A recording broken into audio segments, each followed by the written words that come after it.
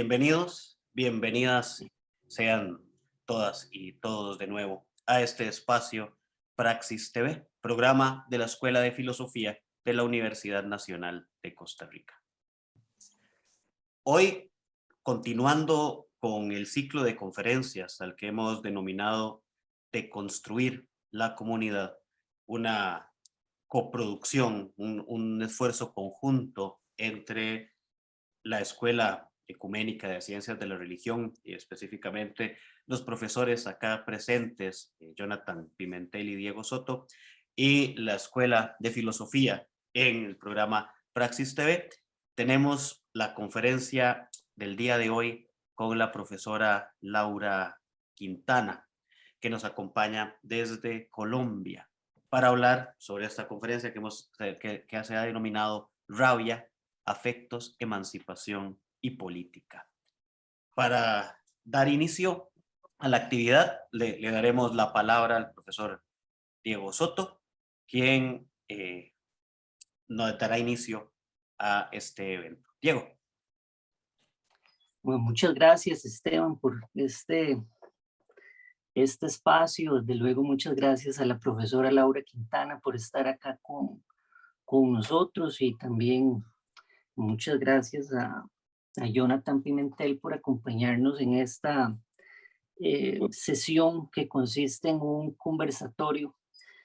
a partir del maravilloso trabajo de la profesora Quintana. Nos llena de muchísima alegría poder contar con su presencia hoy, solo para hacer una muy breve interpretación y tener el gusto de escucharla. La doctora Laura Quintana es directora del Departamento de Filosofía de la Universidad de los Andes en Bogotá, Colombia. Ella es doctora en filosofía por la Universidad Nacional de Colombia, con una tesis doctoral titulada Entre lo común y la pluralidad, el juicio del gusto en Kant desde el problema moderno de la comunicabilidad. Dentro de la amplia publicación de la profesora Quintana, nos convoca hoy conversar a partir de dos textos importantísimos, pensaría yo, dentro del pensamiento político en América Latina, publicados consecutivamente, y uno presentándose como la continuación del otro. En el año 2020, Política de los Cuerpos, Emancipación desde y más allá, de Jacques Rancière, traducido y aparecido ese mismo año en inglés, si mal no recuerdo. Y el año siguiente, también por la misma editorial Herder, vino la publicación de Rabia, Afectos, Violencia e Inmunidad. Hay una apuesta, me parece muy interesantísima en estas dos grandes investigaciones. Política de los Cuerpos nos arroja un desafío muy interesante de pensar algo como el régimen de los afectos y cómo al interior de ese régimen podríamos pensar radicalmente algo como la emancipación. Y yo pensaría que ese más allá de Rancière alude sobre todo a esa amplia interlocución que ofrece Política de los Cuerpos, que en un sentido nos dice eso, ¿verdad? Que ni proyectos de democracia deliberativa o democracia radical o agonista, ni siquiera el populismo progresista nos ayudan a pensar eso que la profesora Quintana quiere proponernos en este texto. Y quizá no satisfecha con eso, así lo menciona al inicio de Rabia, como un pendiente de pensar las condiciones históricas y sociales del resentimiento y la capacidad de proyectarlo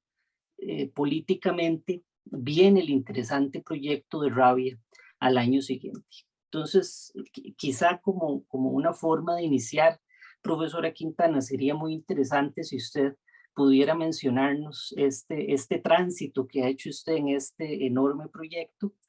de nuevo le doy la más cordial bienvenida y el agradecimiento por acompañarnos esta tarde.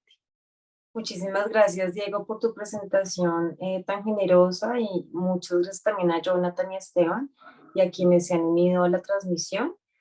Bueno, este es un proyecto que, pues, aunque vio a la luz estos libros en 2 años consecutivos, pues me ha involucrado durante un cierto tiempo. Digamos que el proyecto de política de los cuerpos tuvo que ver con un interés que me sigue interesando, por supuesto, y es pensar las prácticas de emancipación y las formas de poder y dominación que son confrontadas por esas prácticas emancipatorias. Como tú lo señalabas, la apuesta del libro es mostrar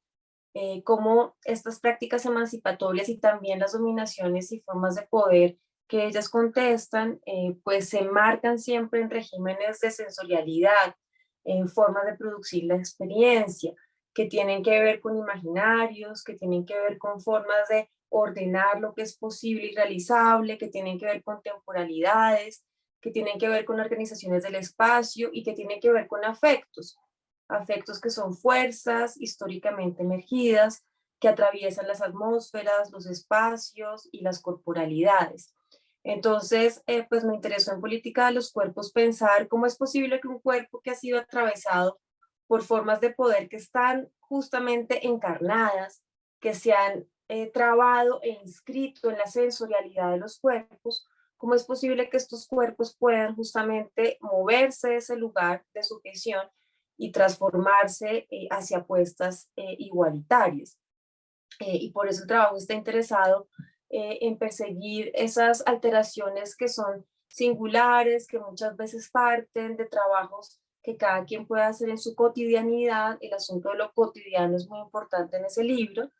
Y cómo desde esa reorganización de lo cotidiano, la gente va encontrando otras posibilidades de ser que también tienen que ver con otras formas de relación con otros y que se pueden eventualmente organizar en prácticas de subjetivación que permiten poner en cuestión también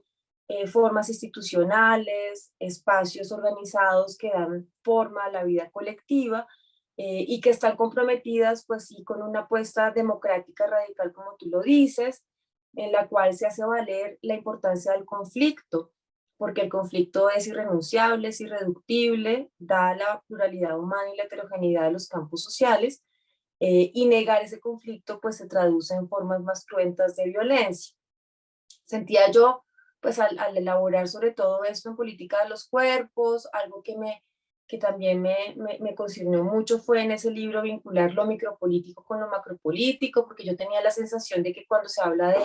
los cuerpos en política, se insiste mucho en la dimensión solamente de lo cotidiano y afectivo micropolíticamente, pero no se aborda el tema institucional. Entonces a mí me interesó también pensar que lo uno no puede darse sin lo otro y que las apuestas emancipatorias siempre se dan en niveles diferentes, pueden proceder con apuestas distintas, no se pueden reducir a un único modelo o a unos dispositivos, digamos, predeterminables, porque también pueden inventarse dispositivos que uno no había previsto. Y entonces, pues me interesó también pensar cómo las instituciones se pueden reorganizar y cómo, digamos, están en juego también retos y estrategias que tienen que ver con la transformación, por ejemplo, del Estado, sin que de ningún modo la apuesta en ese libro sea estadocéntrica, ¿no? Trata justamente de problematizar pensamientos dicotómicos que nos encierran, ya sea en la apuesta del estadocentrismo, es decir, la respuesta a todos los problemas de política es la transformación del Estado, o ya sea una apuesta autonomista que ve solamente en el Estado como el monstruo de captura que se apropia de toda la capacidad de las personas y del poder popular. A mí me interesó pensar allí una apuesta institucional conflictual que pudiera, digamos, darse en una tensión irresoluble entre un Estado cada vez más construido de abajo hacia arriba y espacios autónomos de poder popular que pudieran también confrontar las estructuras estatales que se tienden pues a volver a veces cerradas, a esclerotizar, a volverse demasiado tiesas y también impermeables a la capacidad de intervención popular. Sentía yo entonces pues en ese proyecto había logrado como dar cuenta de muchas cosas que me interesaban, pero había quedado como toda una dimensión que no había podido explorar del todo. En política de los cuerpos ya hablaba de afectos inmunitarios y decía que cuando los cuerpos se emancipan y se organizan en prácticas de reorganización de la experiencia cotidiana o en prácticas de subjetivación política o en nuevas apuestas institucionales, pues tienen que confrontar también formas de afectividad que muchas veces embrutecen y que muchas veces bloquean que la gente pueda entender sus problemas de manera relacional. Y me interesó entonces perseguir ya en Rabia esas afectividades que pueden tener a veces un efecto de desvinculación, ¿no? Afectividades que hacen que la gente se encierre en sí misma, se siente impotente y no vea los vínculos que las relacionan con otras y con otros, pero también afectividades que hacen sentir más fuertes las formas de dominación y permiten reproducir las prácticas también de poder y las formas de violencia. Pero como a mí siempre me interesa pensar la dominación con la resistencia, el poder con la emancipación, pues me interesó en Rabia, no solamente perseguir esas afectividades reactivas que se tornan muy destructivas para ciertas configuraciones vitales, sino también la posibilidad de dislocar y trastocar esos efectos antivitales en afectividades que pueden ser reactivas, pero también creativas y experimentales. Y por eso el libro trabaja sobre constelaciones afectivas, que son entramados de afectos que son sinuosos, que son heterogéneos, que son complejos, que a veces son ambivalentes y que llevan a que a veces el resentimiento se vuelva odio. El odio para mí es de los afectos más problemáticos. Yo me opongo a dicotomizar los afectos, a pensar que hay afectos buenos y malos, porque creo que, digamos, esa mirada dicotómica pierde de vista justamente las zonas grises y la heterogeneidad. Y el hecho de que los afectos provienen de condiciones históricas y sociales muy complejas, pero sí creo que el odio es un afecto muy difícil de asir, para mí es como el afecto más problemático. Eh, pero pienso que el resentimiento no solamente es odio, a veces se convierte en odio, pero hay formas de resentimiento que son, por ejemplo, actitudes de orgullo o actitudes de una especie de capacidad, de afirmación de la capacidad de recordar con una cierta indocilidad y con un cierto carácter irreconciliatorio, por ejemplo, como se vuelve en Jean Améry,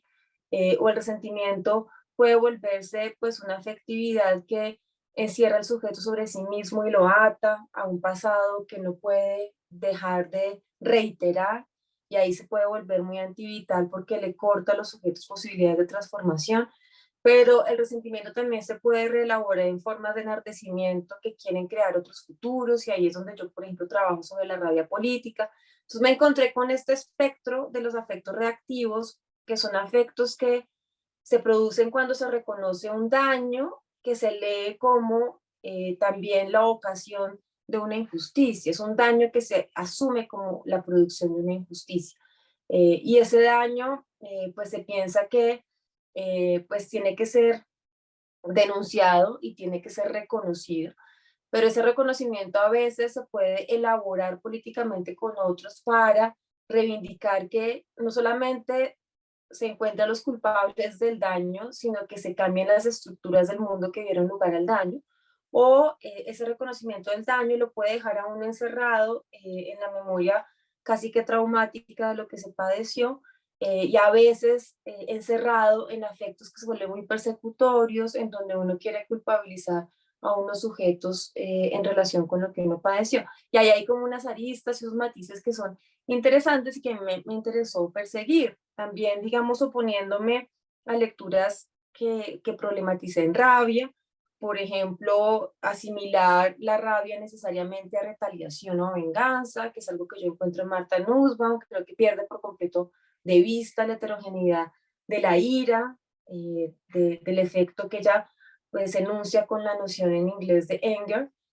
pero pues pierde de vista que anger no necesariamente es resentment y que no necesariamente pues la rabia se vuelve solamente deseo de retaliación y de venganza. Me interesó también confrontar esa idea muy usual en las élites retardatarias de Latinoamérica, según la cual el resentimiento es un afecto de pobres,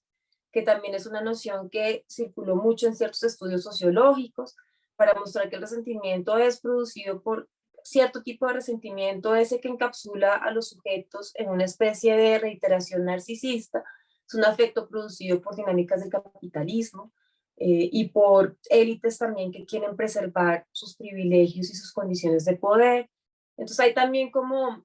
unos desplazamientos conceptuales que me interesaba producir en Rabi. Bueno, y hoy en día estoy interesada en detenerme mucho más en los paisajes de arruinación, porque en Rabia yo sugiero que los afectos reactivos surgen en medio de condiciones de devastación, en medio de la experiencia de condiciones de daño y de violencia reiteradas. Me interesa hoy en día pensar más esa dimensión de la arruinación, tanto a nivel de los cuerpos como a nivel de los territorios, y reconocer como esa inseparabilidad entre cuerpos y territorios, y como hay prácticas emancipatorias que quieren abrir otros futuros en medio de ese horizonte de la devastación, que es algo que a mí me ha interesado transversalmente como en mi trabajo, ¿no? Pensar ese en medio de, qué pasa en medio de las formas de poder, en medio de las formas de dominación, en medio de las violencias, y cómo hay una capacidad de persistencia, de reelaboración corporal, territorial, afectiva, que puede surgir en medio de todo eso.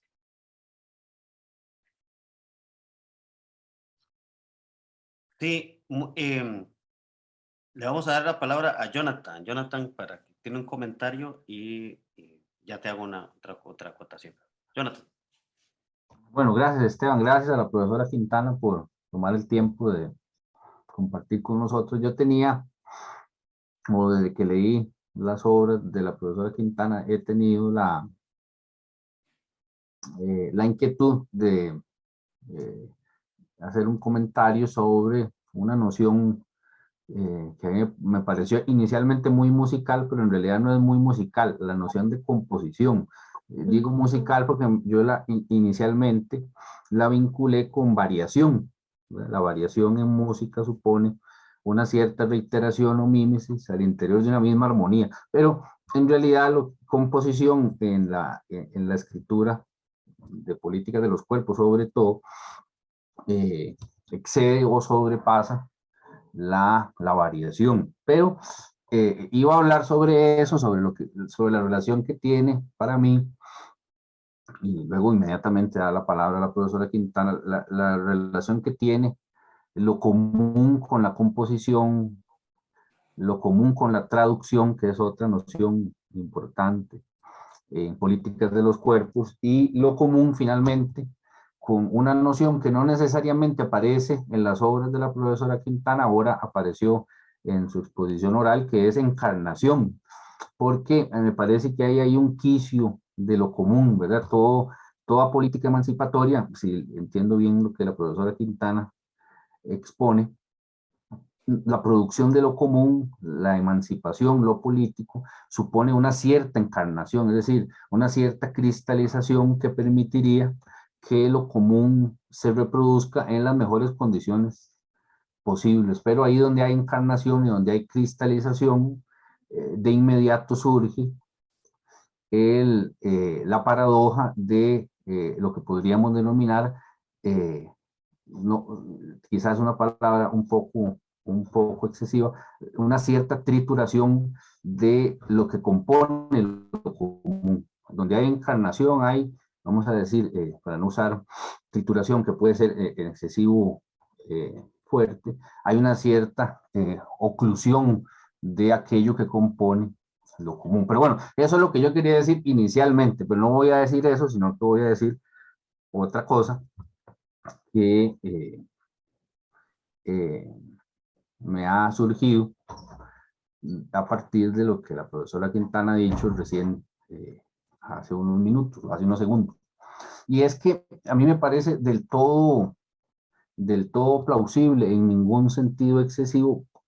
pensar la historia de lo político a partir de la idea del resentimiento. Voy a explicar por qué. Porque uno puede en nuestro idioma decir lo siguiente: lo político surge precisamente ahí donde la carne resiente, o para utilizar el lenguaje de la profesora Quintana, donde los cuerpos resienten, una o muchas violencias, una o muchas carencias, una o muchas vejaciones, y al resentir esas situaciones que pueden ser estructurales o circunstanciales, se movilizan individual y colectivamente para cancelar no solo lo que circunstancialmente produce las vejaciones, las violaciones, las carencias, sino lo que, digámoslo así, diacrónicamente hace posible que esas vejaciones, que esas violencias se reiteren en el tiempo.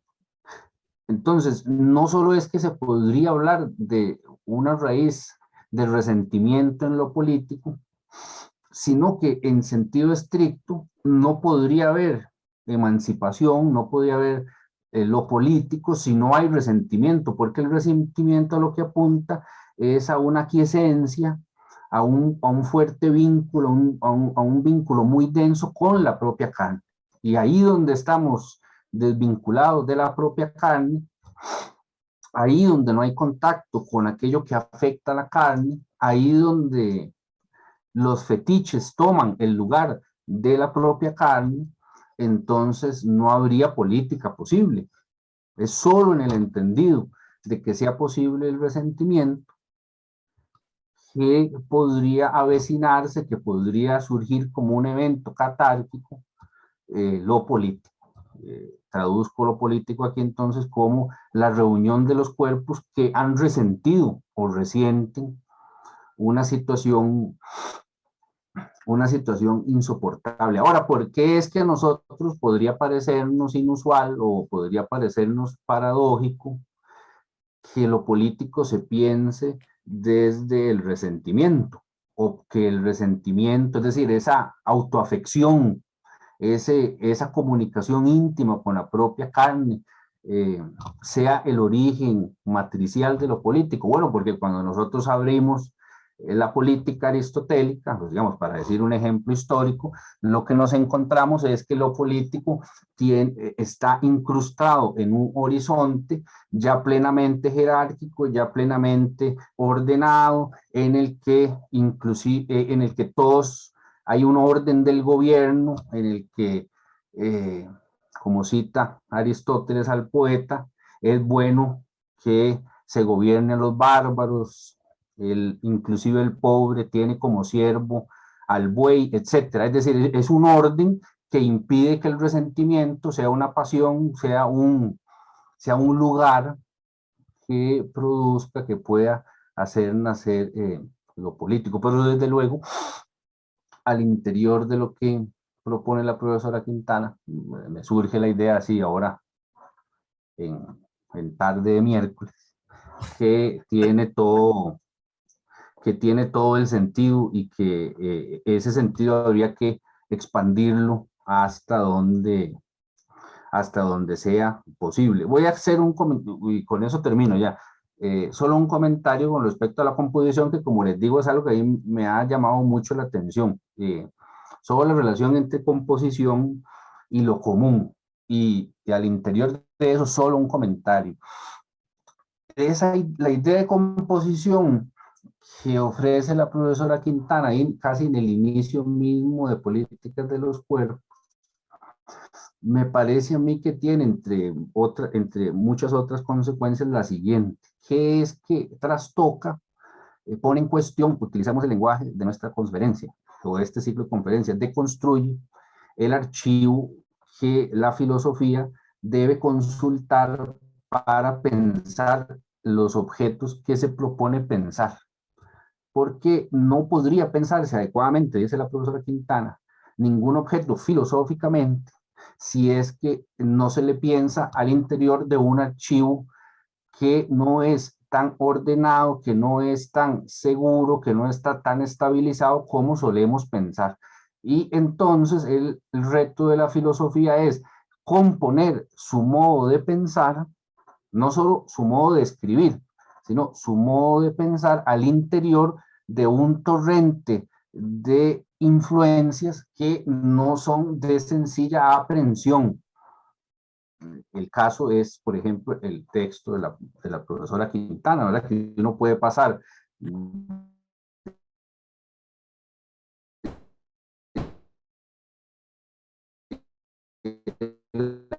la filosofía francesa del siglo XX, y la apuesta un abordaje estrictamente filosófico en ese mismo movimiento de la certeza que podría tener con respecto a cuáles deben ser los lugares de consulta que debe revisar, y ello constantemente para hacer preguntas adecuadas. Eso esa idea de composición, entonces, solo desde el punto de vista del archivo, del problema del archivo, a mí me parece de muchísimo valor. No voy a continuar con lo que había pensado anteriormente porque creo que ya he hablado más que la profesora Quintana y no ese es el caso, ¿verdad? Pero de nuevo, Gracias. muchas gracias. No, muchas gracias por el comentario, muy interesante. Creo que se enlazan muchas cosas que no son tan evidentemente relacionables y eso hace que el comentario sea de hecho pues bien sugestivo. Empezaría con el asunto de la composición. Digamos que ese asunto sin duda es clave para mí, es clave tanto en política de los cuerpos como en rabia. Por un lado tiene un sentido metodológico que para mí es fundamental porque con la noción de composición me quiero separar de una metodología aplicativa que asume que para orientarnos en las experiencias, y en el caso de mi trabajo en las experiencias del presente, se trata de aplicar conceptos a esas experiencias. Yo me sitúo en lo que llamo una filosofía de la contingencia, que es una filosofía pues atenta a la heterogeneidad de, como tú lo llamas, los archivos del presente, que pues tiene una herencia para mí que tiene que ver con nombres como el de Michel Foucault y Hannah Arendt, y también el pensamiento latinoamericano interesado como en pensar cómo hemos llegado a ser quienes somos, cómo hemos llegado a sentir y a imaginarnos como nos hemos imaginado y cómo nos hemos experimentado. Y en ese trabajo de desbrozar un poco coordenadas de comprensión del presente, pues obviamente uno se enfrenta al reto de cómo dar cuenta de lo que pasa, de los acontecimientos y de cómo trastocan las coordenadas de comprensión. Para mí hay como algo que caracteriza la filosofía, que es igual una disciplina muy indisciplinada, como me gusta pensarla, pues también muy heterogénea en sus prácticas y en sus metodologías, pues es justamente ofrecernos otras maneras de imaginar y de pensar, que trastocan lo que habíamos considerado pensable y que nos hacen ver otros problemas y otras maneras de entenderlos. Y yo asumo como esa tarea, ¿no? Esa tarea como de trastocar coordenadas establecidas de comprensión para reinterpretar experiencias del presente. Entonces la noción de aplicación no me servía para eso porque es una noción muy problemática en la medida en que asume que pues, la experiencia necesita de la orientación del concepto y que el concepto es aquello que le brinda inteligibilidad a la experiencia. Yo quería más bien producir un diálogo de ida y vuelta en donde es por ciertas experiencias que producimos ciertos conceptos y es también gracias a ciertos conceptos que también podemos ir trazando un horizonte experiencial y irlo entendiendo también de cierta manera. La noción de composición entonces en un cierto sentido metodológico me permitía pensar pues como una tarea de ensamblaje entre por un lado producciones discursivas diferentes, la de la composición conceptual de la filosofía, pero también la de la descripción más densa que no deja de servirse de conceptos de la etnografía, pero también de las imágenes del arte. Entonces, cómo entramar y cómo tejer entre esos registros discursivos diferentes,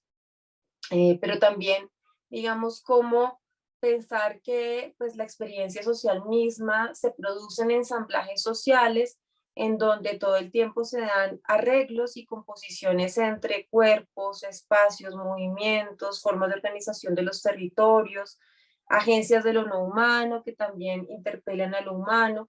y cómo, digamos, se dan recomposiciones en medio también de esos repartos de la experiencia y cómo esas recomposiciones tienen que ver también con otras maneras de entender y de pensar. Por ejemplo, cuando una comunidad de campesinos decide reorganizar su territorio y darse unos planes de vida, esa reorganización tiene muchas veces en cuenta el paisaje del lugar, pero también la relación que esa comunidad tiene con la montaña. Hay movimientos campesinos que, por ejemplo, han resacralizado las montañas de la mano con ciertos movimientos indígenas, el papel que tiene el agua y la tierra para ellos, pero a la vez como en esa relectura del territorio pues está en juego una memoria de las violencias, de lo que se padeció, cómo esa memoria relee el daño, y cómo en esa relectura de la memoria también se relee pues la lucha política y lo que implica luchar por ese territorio. Entonces ahí hay una composición, ¿no?, que surge en ese encuentro entre cuerpos, espacios, memoria, y entonces a mí me interesó enlazar como esa manera de producir la experiencia con una metodología que dé cuenta de esa productividad de lo social. Porque yo también al escribir estoy agenciando socialmente y estoy produciendo un trabajo que espero que tenga efecto sobre las personas y que también se compone con lo que la gente hace. Porque yo pienso mi trabajo, por ejemplo, en continuidad con el trabajo de movimientos sociales que están luchando por hacer del mundo pues un lugar más habitable y un lugar más igualitario. Entonces,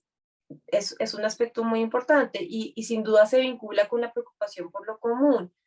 Digamos que en mi trabajo, y es un trabajo que también he llevado a cabo en común con colegas antropólogos y filósofos y filósofas y antropólogas, nos ha interesado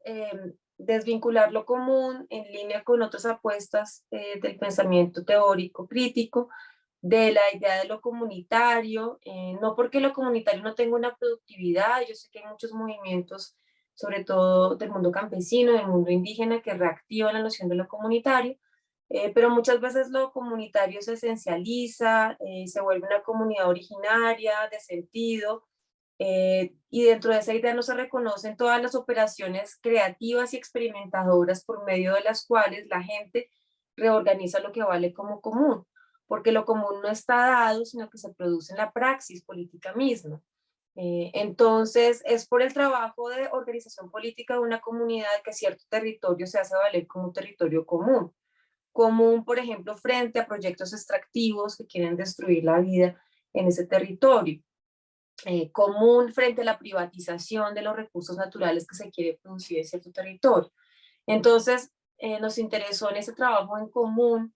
pues pensar que también los procesos de creación de lo común operan por composición, porque la gente entonces tiene que recomponer narrativas y maneras de hacer territorialmente a través de trabajos políticos, a través de relecturas de sí mismos y de lo que hacen, y es a partir de esas recomposiciones que también se va recreando lo común, porque lo común también se va produciendo en procesos que nunca acaban, ¿no? Lo común nunca se puede fijar como algo que ya está ahí dado como una esencia. Entonces, en esa reconfiguración de lo común, sin duda lo que se sedimentó es históricamente, lo que se incorporó, o si queremos usar el lenguaje de la encarnación, pues es importante, porque en todo proceso de creación de lo común hay una historia, y en las historias pues se van sedimentando experiencias, ¿no? Pero en esas sedimentaciones también se producen desincorporaciones, desidentificaciones y desencarnaciones. Creo que a veces el solo énfasis en la encarnación pierde de vista que transformarse, emanciparse, recomponer, pues supone también desidentificarse, salirse del lugar habitual, crear relaciones inhabituales y formas de no familiaridad en medio de lo familiar. Entonces, para mí también ha sido interesante pensar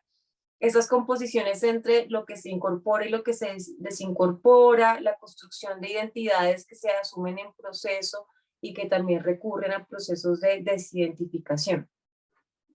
Respecto de la propuesta de pensar la historia política como una historia del resentimiento, pues suena muy interesante. Yo, digamos, no hago tanto una filosofía que quiera producir como grandes esquemas transhistóricos. Yo sé que es como una tendencia que es presente en algunas vertientes de la filosofía contemporánea. Pienso, por ejemplo, en Agamben, en ese tipo de lecturas más metahistóricas que quieren encontrar como unos vectores de fuerza en la historia. A mí me interesa más bien como, pues sí, crear como constelaciones, configuraciones sensoriales y figurativas que permitan situarse en ciertas experiencias del presente,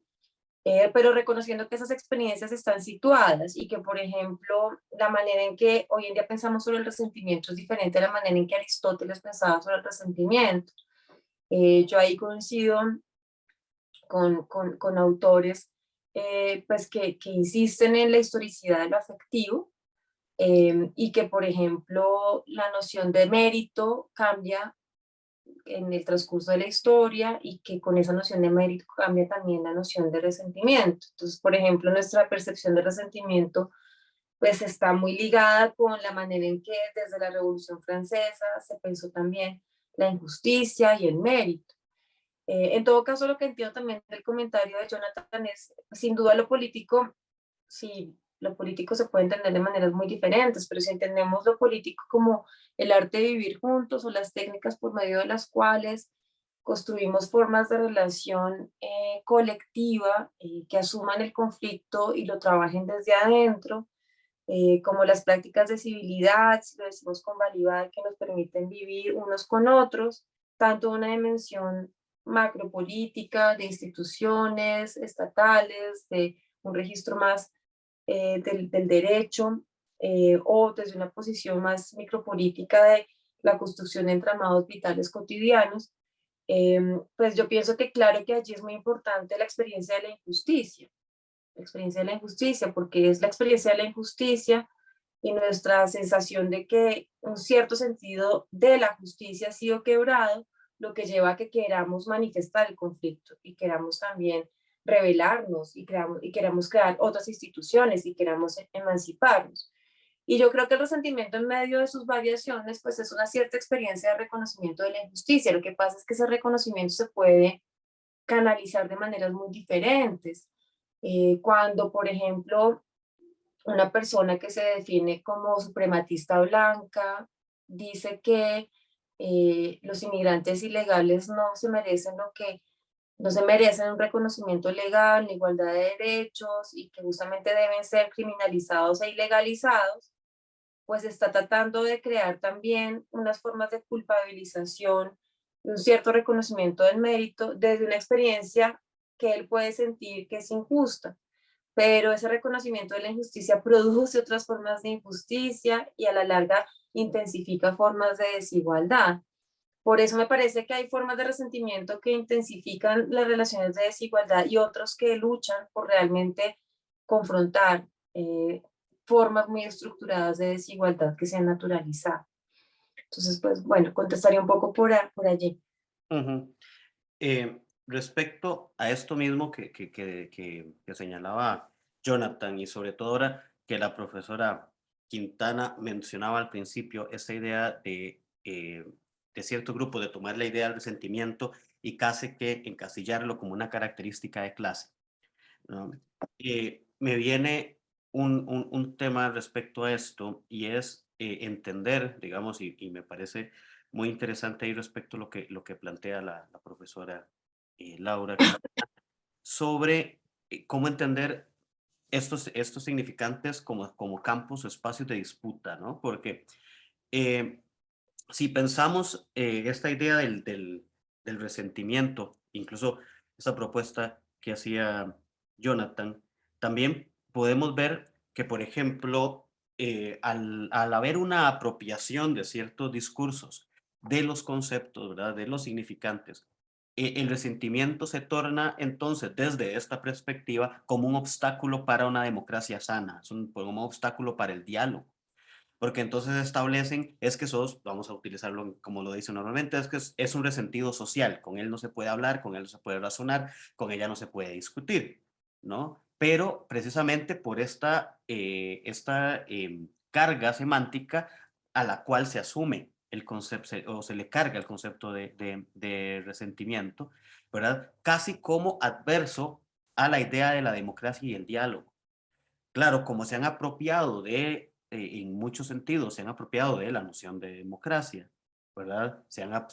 Hay una apropiación de diversos discursos, de lo que se entiende por diálogo e incluso de lo que se debe comprender como políticamente correcto en las relaciones de poder que sostienen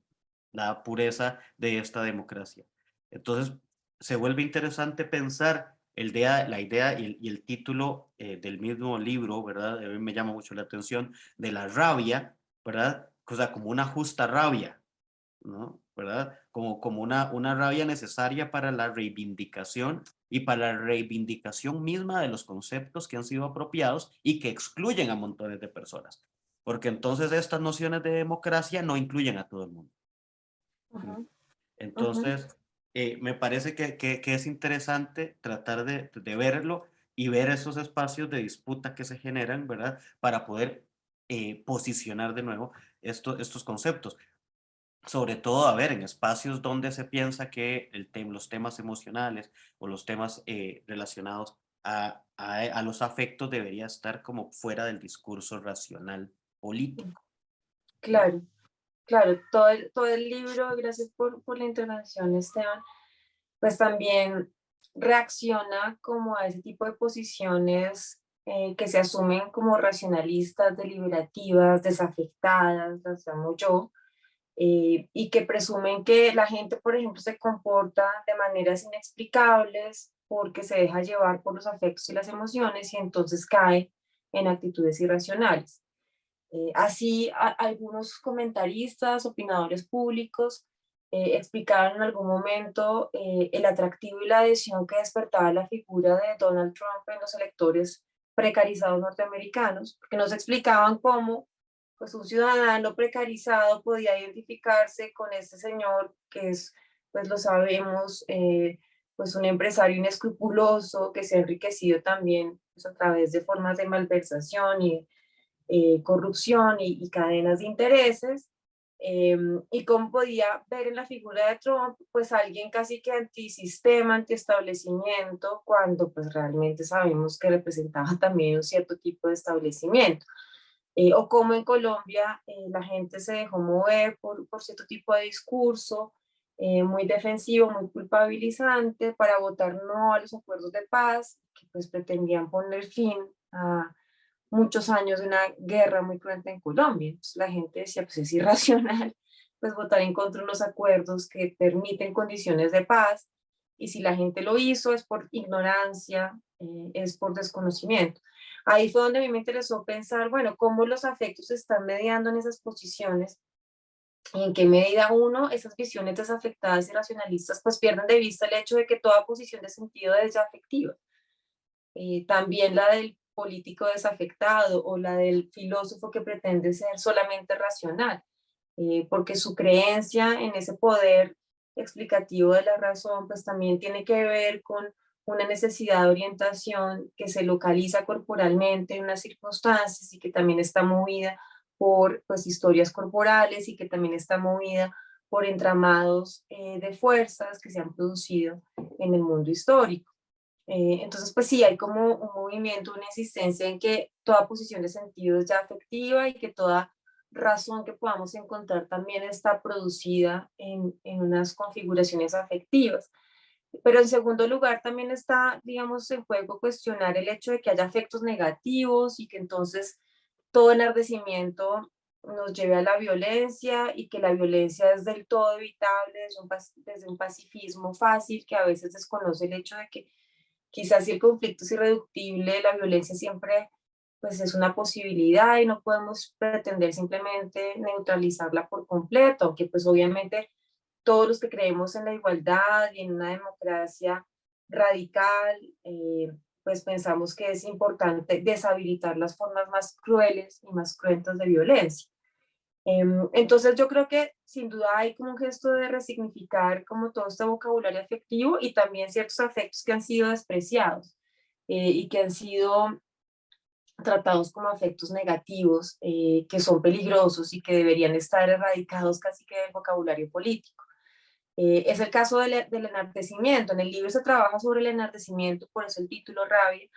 pues en este espesor de lo heterogéneo y se muestra pues que hay gradaciones y tipos de rabia, que no todas las rabias son comparables, que la rabia politizada, que un movimiento popular llama digna rabia, es una rabia que expresa unas demandas colectivas, expresa una comprensión de la vida digna como una vida que no es simplemente de individuos y de sujetos, sino de colectivos que entienden de cierto modo también su pertenencia a un lugar y su pertenencia a la historia,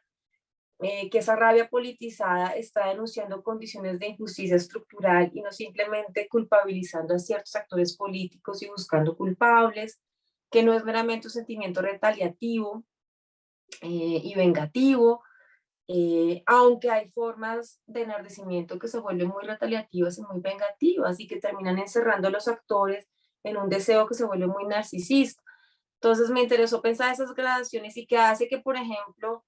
una madre como las madres de Soacha, a la que le asesinan en una ejecución extrajudicial a su hijo, no se quede simplemente mascullando su dolor y pensando que solamente alguien tiene que pagar, aunque también eso lo siente y también siente que alguien tiene que pagar y los responsables tienen que responder, sino que también se organice colectivamente para luchar contra esa lógica de asesinatos selectivos que se ha instaurado en la institución militar y que ha tenido que ver con el régimen de la guerra en Colombia. Entonces, pues me interesó ver también esa capacidad diagnóstica de ese tipo de afectividades y la manera en que la rabia no solo reacciona, sino que puede crear y puede tejer puentes y puede tejer solidaridades, que es algo que yo creo que el feminismo negro reconoció muy bien, y también movimientos populares latinoamericanos con su idea de rabia digna, que es un afecto que, como tú dices, se reconoce casi que como la afectividad de la emancipación. Para emanciparse hay que sentir esta indocilidad que es resistente, pero que también es disensual en el sentido en que no se quiere acomodar a las formas establecidas de presentación, de manifestación, de oposición política, sino que tiene que justamente crear la escena del desacuerdo. Y yo creo que el enardecimiento pues tiene que ver también con eso, aunque a veces el enardecimiento también se pueda volver destructivo y pueda dejar a los sujetos encerrados y cortados en su relación. Ahí hay siempre muchos grados y mucha heterogeneidad. Sí, tenemos un comentario y un par de preguntas acá en el chat, parte de Daniel Vindas. Y a ver, vamos a leerlo, es un poco largo, pero bueno, vamos a ver. En la ética protestante, el trabajo conservó su aspecto ascético para llevarlo al mundo profano, en tanto forma de gobierno de las pasiones. En Weber, por ejemplo, se aclara que el ideal del gentleman inglés o el empresario ideal se basaba en ese mismo ascetismo, en el entendido de que no debía derrochar ni dinero ni sus pasiones. El ahorro del dinero era adyacente al ahorro de las pasiones, como la ira o, por qué no decirlo, la rabia. Con el paso del tiempo, el mismo Weber admitió que, aunque sea en forma de espasmos, esa ira o cansancio apareció en diferentes manifestaciones carnales, aunque fuese un ámbito semi-privado como el culto. Partiendo de aquel fracaso de la ética en su ideal ascético, ¿dónde podemos situar la rabia dentro o en los márgenes de las prácticas religiosas en la sociedad contemporánea? ¿Constituyen estas prácticas a la creación o sostenimiento de lo común en una sociedad basada en lo individual? Mm. Bueno, yo no soy muy experta en el tema de religión y política, aunque tengo un buen amigo que es experto en ello y siempre conversamos sobre ese asunto, porque yo creo que hay lecturas a veces muy dicotómicas del fenómeno religioso, que de nuevo entonces vinculan lo religioso con la falta de crítica o con la irracionalidad. Son esas lecturas secularistas, universalistas, que asumen que participar racionalmente de la esfera pública supone dejar de lado lo religioso. Y yo creo que eso es muy problemático, pues porque la dimensión religiosa con toda su afectividad no es simplemente separable así, y la gente no es que pueda poner así de una manera tan fácil sus disposiciones religiosas entre paréntesis, porque además de hecho mismo la noción secular de Estado está muy atrapada y muy enredada con elementos también teológico-políticos, y eso también ha sido mostrado bastante bien por distintas aproximaciones teóricas. Entonces yo creo que pues, la aproximación de Weber evidentemente es un clásico, es muy interesante, nos hace pensar pues cómo las prácticas del capitalismo están presentes, elementos del ascetismo protestante, particularmente el calvinismo, Y como hay también como en ese ascetismo calvinista, pues una educación corporal, una educación afectiva, que yo creo que es algo que es fundamental. Y en esa educación afectiva, pues se pone el peso sobre pues la capacidad de mostrar un cierto éxito, la capacidad de mostrar una cierta productividad, que también, digamos, fue cultivando pues una cierta defensividad y una cierta voluntad de autodeterminación contra las pasiones que ponían en riesgo pues ese ideal como de poder ser salvado a través pues de cuán exitoso se era, ¿no? Y yo creo que pues sin duda el cansancio, la ira, la tristeza, pues son afectos que pueden pues implicar el hecho de que no se está consiguiendo lo que se esperaría, que se debería alcanzar una lógica del rendimiento y de la productividad como la que el capitalismo instala. Y de hecho, mucho más allá de Weber, como se elabora en trabajos como el de Iva y Luz, que es una autora que me ha interesado, pues el capitalismo contemporáneo desarrolló toda pues unas estrategias para lidiar con esos afectos que se declaran negativos, porque pues se interponen en el camino de productividad de los sujetos y por eso se habla mucho de inteligencia emocional, como la capacidad justamente como de mantener como ese optimismo pujante que me lleva a creer que puedo progresar y que puedo mejorar en condiciones que cada vez son más competitivas, más precarias, más inciertas, más difíciles. Pero por otro lado, cómo se sirve también de afectos como la envidia o como la comparación de sí con otros que impulsan a la competitividad, ciertas formas de resentimiento para que la gente justamente se motive a progresar. Y ahí hay algunas visiones religiosas, algunas digo no todas, porque hay distintos tipos de religiosidad, algunos tipos de evangelismos pues que han sido productivos para cultivar esta sensación de que yo soy completamente responsable de mi éxito, de mi fracaso, y que yo tengo que demostrar todo el tiempo que puedo y que puedo surgir de nuevo y levantarme aunque me caiga. Esta lógica de autosuperación también se ha cultivado a través de ciertos imaginarios que vienen de algunas visiones religiosas. Hay trabajos que han explorado eso, ahora no recuerdo el nombre, de una etnografía que leí alguna vez sobre movimientos evangélicos en Centroamérica, en donde, y creo que era en Honduras particularmente, en donde las prácticas de autosuperación venían cultivadas a través de una experiencia de religiosidad que tenía que ver con la posibilidad de redimirse en medio de la desesperanza y del fracaso. Pero esa noción de redención obviamente tiene valencias muy diferentes, pero hay una valencia que se puede capitalizar mucho, ¿no? Yo puedo como autosuperarme para, en medio de desfallecimiento, pues seguir demostrando mi capacidad. Y yo creo que los lenguajes de la resiliencia, que son muy caros a ciertas formas de neoliberalismo, se han apropiado mucho de eso. Aunque hay lenguajes emancipatorios, de ahí siempre la heterogeneidad y la ambivalencia, que también se han apropiado una cierta noción de redención que también tiene sus aristas religiosas, de poder crear espacios de libertad en medio de la servidumbre y de poder decir, no, yo puedo oponerme a esto que quiere verme desfallecer y que quiere verme completamente sujetada. No sé si te respondí, pero se me ocurre algo por ahí. Sí, acá tenemos otra intervención en el chat y le vamos a poder también dar la palabra a Diego y a Jonathan.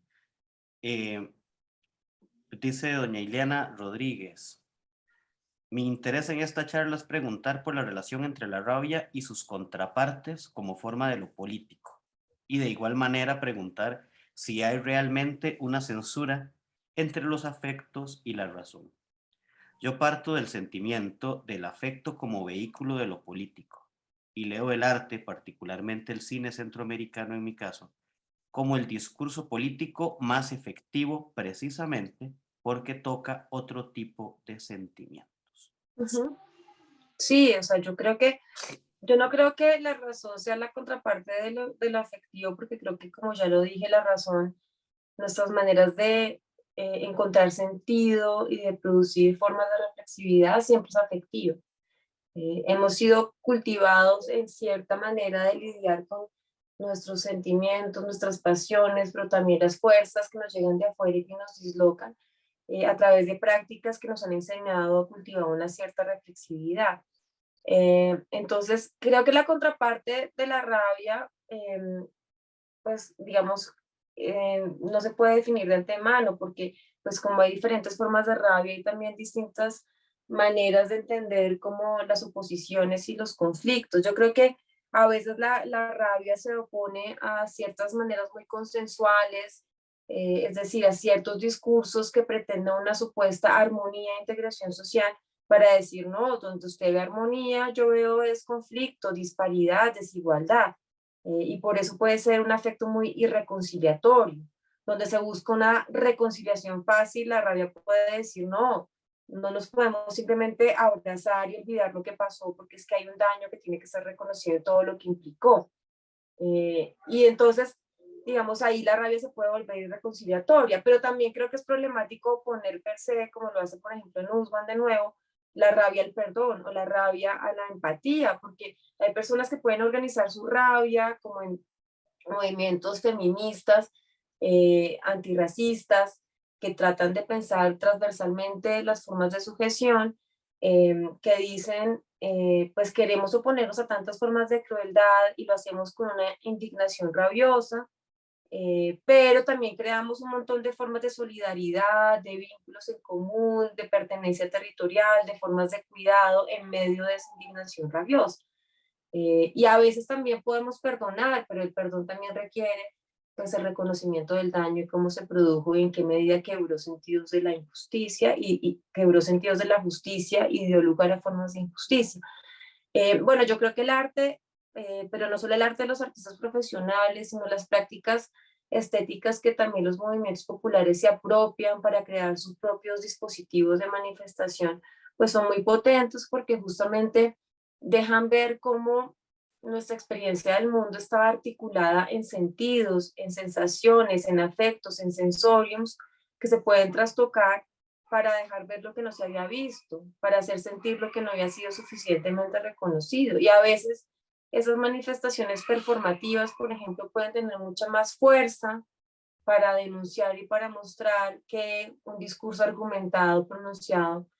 por un político experto en leyes y en legislación. Entonces, pues yo creo que sí, yo comparto como esa capacidad de los lenguajes estéticos para hacer ver lo que no habíamos reconocido suficientemente por nuestros marcos de organización de lo sensible y de la experiencia compartida. Bien, Diego, Jonathan, ¿verdad? ¿Algún comentario al respecto? Llevamos más o menos una hora de programa. Tampoco queremos abusarnos de la profesora Quintana, entonces, Diego, Jonathan. Sí, yo quisiera agradecer profundamente la, la generosidad que hay en el trabajo de la profesora Quintana. Ojalá esta conversación que hemos tenido sea para quienes no han tenido el gusto de aproximarse a esos trabajos aún, que puedan acercarse y afrontar esas potentes obras que son Política de los Cuerpos y Rabia, y sin duda esperar como varios acá los trabajos por venir de la profesora Quintana, que es también ha sido muy bondadosa con nosotros en este espacio que ha dedicado esta tarde. Sí, yo me hubiera encantado seguir conversando con ella. Lo ha dicho Jonathan, no solo es miércoles, sino que es tarde para estar a media semana al menos. ¿Verdad? Me hubiera encantado seguir conversando con ella, con esos poderosos conceptos de rabia política y rabia poética, sobre todo por el lugar que podrían tener en el marco de este encuentro. Habría tenido yo la tentación, voy a mantenerlo como una bella tentación, es decir, como la idea de que en el porvenir sea posible comentar con ella cómo podría ubicarse esta idea de una rabia política, una rabia poética, en las discusiones feministas que han querido pensar recientemente el lugar de la anarquía o del anarquismo como un sitio para pensar eso en Rabia Política, y esta idea de no conformarse con el orden establecido,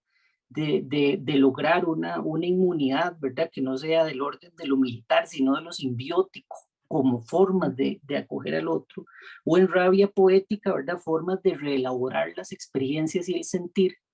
Veo yo que hay cercanías con lo que la primera conferencista en este encuentro, la profesora Laura Llevadot, exponía como democracia inmunda, y esa noción pulsión de muerte, pulsión anarquista, ¿verdad? Que lo que quiere es eso, otra forma de afectar el orden establecido, y lo que nos va a presentar la última conferencista en este encuentro, Catherine Malabou, con esa potente noción de lo no gobernable. Lo no gobernable como esa capacidad de afectar la distribución de los afectos, y que piensa ella es en el anarquismo donde parece que, o es en esa tradición donde podría ubicarse, pensarse radicalmente lo no gobernable. Pero de nuevo voy a mantener esto como una bella tentación. Nada más quisiera yo agradecer muchísimo el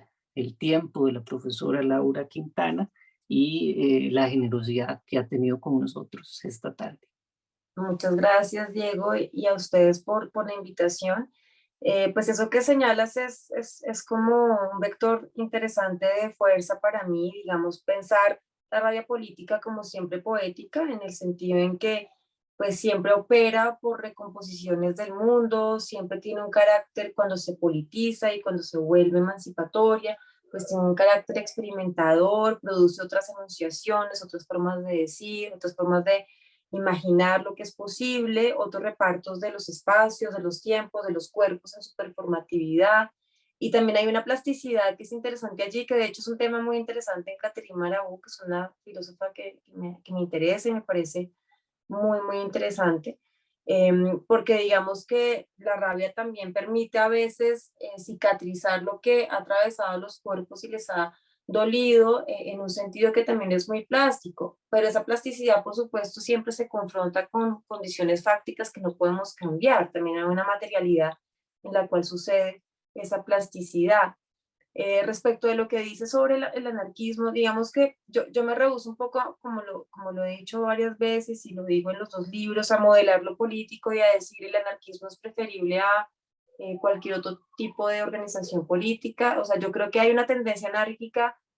muy importante en las prácticas emancipatorias, en el sentido casi que etimológico de la anarquía, como que afirman la falta de fundamentos de toda forma de gobierno, el anarquía, la falta de un principio fundador en todo principio de gobierno, y la necesidad de que todo gobierno tenga que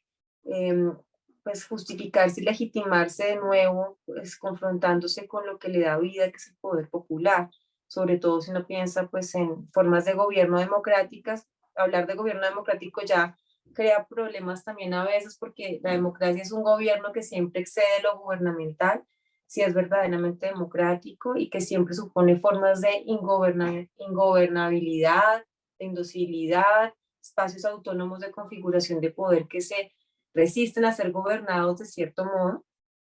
Pero yo creo que, por ejemplo, desde Latinoamérica, y yo hablo desde Colombia, hemos sentido el hecho de que tengamos estados que se han, digamos, particularizado, privatizado, que responden al interés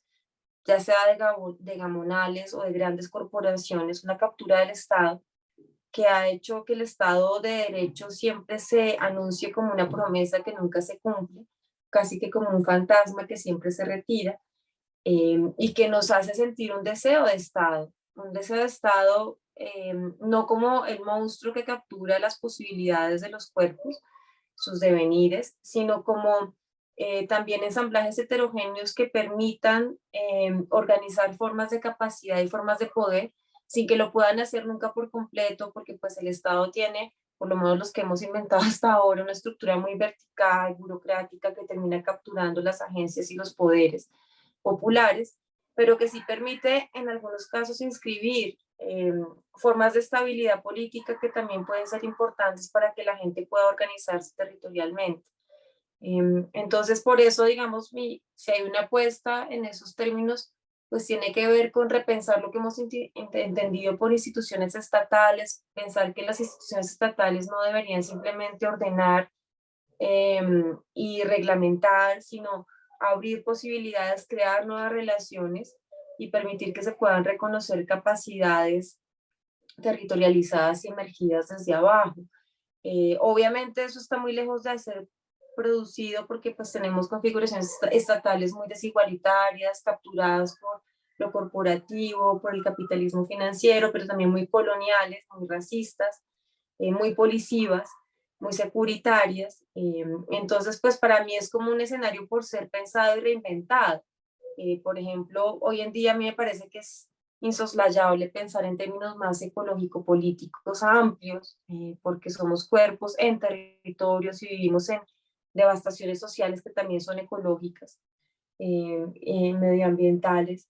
y pensar los otros repartos del mundo, en donde el mundo se pueda vivir de una manera mucho más sostenible para humanos y no humanos, pues requiere también de formas de organización que puedan tener incluso una potencia más planetaria y más global. Entonces, pues yo creo que ahí andamos intentando movernos a tientas en cómo reinventarnos también lo institucional. Para mí, por ejemplo, estas apuestas por economías ecológicas, lógicas del decrecimiento, se ha tornado interesante, pero es difícil pensar esas apuestas sin configuraciones estatales, por ejemplo, que creen alianzas entre estados del sur, países pobres, y que permitan mover agendas que pongan en cuestión, por ejemplo, regímenes de deuda que están estrangulando a nuestros países pobres, y formas de reparto del poder, pues que se han vuelto muy hegemónicas, pues en el mundo que habitamos. Pero pues hay mucho por pensar y por decir ahí. Te agradezco mucho, Diego, la provocación. Bien, por aquí nos preguntan que si es posible distribuir algún escrito de la profesora Laura Quintana. Pues las introducciones a los dos libros están colgadas en mi página de academia. Ahí pueden encontrar las introducciones. De resto, pues me da pena con Herbert piratear los libros porque ha sido una buena editorial conmigo, pero el libro, por ejemplo, de Política de los Cuerpos está pirateado en inglés, en Libgen.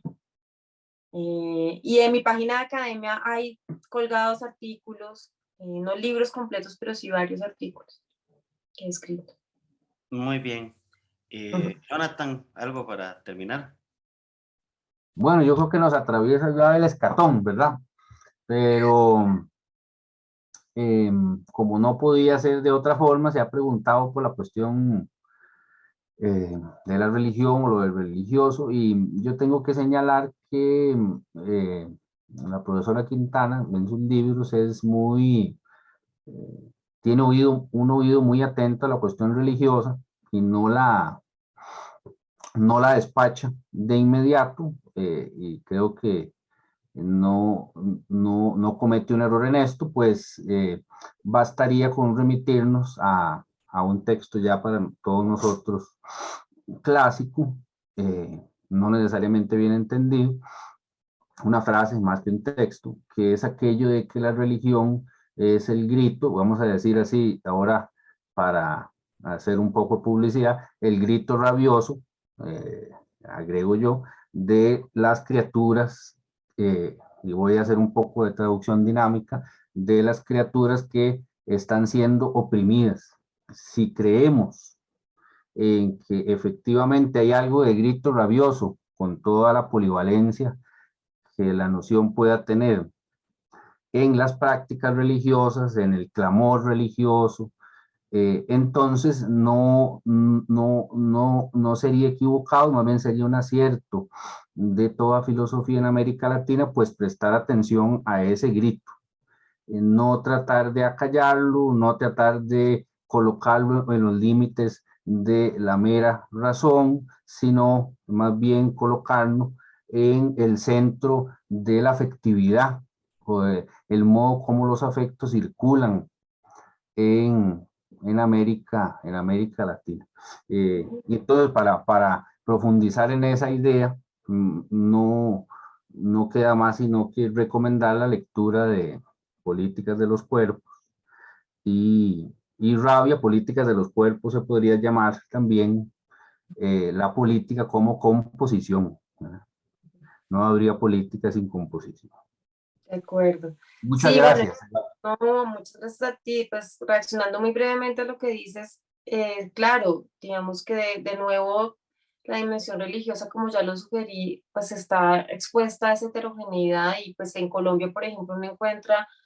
configuraciones que se mueven con dimensiones religiosas que llevan a que la gente se sienta amenazada por otros sujetos, por ejemplo, en estas formas de rechazo a lo que se llamó en Latinoamérica ideología de género, o este temor por otras identidades sexuales, o esta defensa muy conservadora de ciertos patrones familiares, pero por otro lado hay configuraciones religiosas que han permitido que la gente resista a formas de violencia muy cruentas y han sido sacerdotes tremendamente valientes los que han organizado también movimientos de desobediencia cívica, los que han también circulado formas de relación con el territorio más ecológicas y sostenibles. Entonces ahí siempre hay como esa polivalencia, esa heterogeneidad, ¿no? Que la dimensión religiosa se pueda volver como una forma muy cruenta de terminar sujetando posibilidades vitales o una forma de abrir relaciones y de religar, porque religión también tiene que ver con religar, pues de otra manera los cuerpos y sus afectividades. No, pues muchísimas gracias, muy interesantes las preguntas y la conversación. Queda uno con ganas de hablar más extensamente con ustedes. Ojalá un día lo hagamos presencial y pues muchas gracias a quienes se unieron. Muchas gracias, profesora Quintana, por acompañarnos hoy. Diego, Jonathan, ¿verdad? Muchas gracias por las gestiones y demás para poder tener este espacio el día de hoy. Y también muchas gracias a todos y a todas quienes nos observan y quienes irán a ver posteriormente la retransmisión de esta conversación en el espacio tradicional de Praxis TV los jueves a las 7:30 p.m. Y en este caso, el 3 de noviembre tendremos esta retransmisión. Y de paso les invitamos a la próxima conferencia de este ciclo de conferencias de Deconstruir la Comunidad con la profesora Mónica Cragnolini de la Universidad de Buenos Aires y su conferencia Vivir de la Sangre del Otro. Entonces, invitados, invitadas a continuar acompañándonos en este espacio. Muchísimas gracias y nos vemos hasta la próxima. Que estén bien, chao.